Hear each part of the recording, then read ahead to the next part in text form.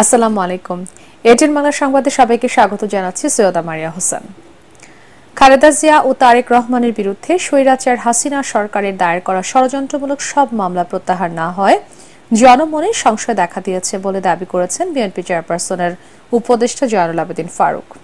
জাতীয় প্রেসক্লাবের সামনে অবস্থান কর্মসূচিতে অবিলম্বে খালেদা জিয়া ও তারেক রহমানের বিরুদ্ধে করা সব মামলা প্রত্যাহার করে জনগণের প্রত্যাশা পূরণ করতে অন্তর্বর্তী সরকারের প্রতি আহ্বান জানান তিনি। প্রেসক্লাবে আরেক অনুষ্ঠানে বিএনপি নেতারা বলেন, শেখ হাসিনা সহ তার দোসররা দেশকে অস্থিতিশীল করার ষড়যন্ত্রে লিপ্ত আছে, তাদের অবিলম্বে বিচারের আওতায় আনার দাবি জানান তারা।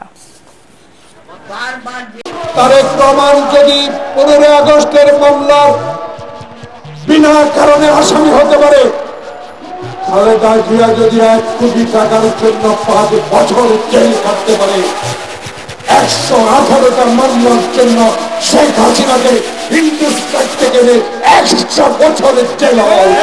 বিএনপির অফিসে ঢুকে অস্ত্র রেখে আমাদেরকে মামলা দিয়েছে। জনাব স্বরাষ্ট্র বিনয় সাহেব অনুরোধ করি, তাদেরকে আইনের আওতায় আনা, মানুষকে একটু দেখান যে এরাই অত্যাচারী।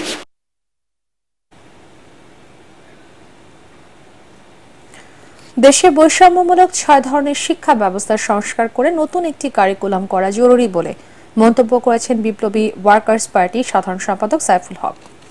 রাজধানীর সেগুনবাগিচার সংহতি মিলনায়তনে বিপ্লবী ছাত্র সংহতির কেন্দ্রীয় প্রতিনিধি সভায় এসব কথা বলেন তিনি আরো বলেন, শিক্ষা প্রতিষ্ঠানে রাজনীতি বন্ধ না করে অরাজকতা ও সন্ত্রাস বন্ধ করতে হবে। এখন পর্যন্ত দেশের জনগণের জানমালের নিরাপত্তা ও আইন শৃঙ্খলা পরিস্থিতির উন্নতি হয়নি বলেও অভিযোগ করেন সাইফুল হক।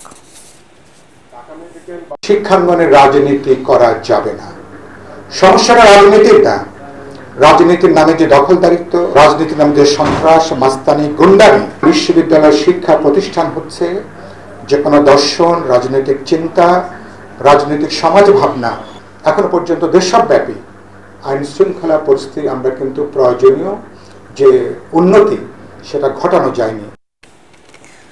দেশের 7 অঞ্চলের ওপর দিয়ে সর্বোচ্চ 60 কিলোমিটার বেগে ঝড় ও বজ্র সহ বৃষ্টি হতে পারে বলে আশঙ্কা করছে আবহাওয়া অধিদপ্তর। পূর্বাভাসে বলা হয়েছে, খুলনা, বরিশাল, পটুয়াখালী, নোয়াখালী, কুমিল্লা, চট্টগ্রাম এবং কক্সবাজার অঞ্চলের উপর দিয়ে দক্ষিণ অথবা দক্ষিণ পূর্ব দিক থেকে ঘন্টায় 45 থেকে 60 কিলোমিটার বেগে অস্থায়ীভাবে দমকা অথবা ঝোড়ো হাওয়া সহ বৃষ্টি অথবা বজ্র বৃষ্টি হতে পারে।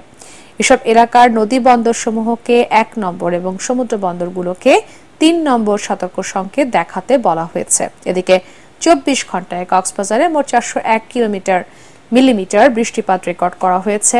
বৃহস্পতিবার সকাল 9টা থেকে আজ সকাল 9টা পর্যন্ত বৃষ্টিপাতের এই পরিমাণ রেকর্ড করা হয়। চলতি মৌসুমে এটি একদিনে সর্বোচ্চ বৃষ্টির রেকর্ড।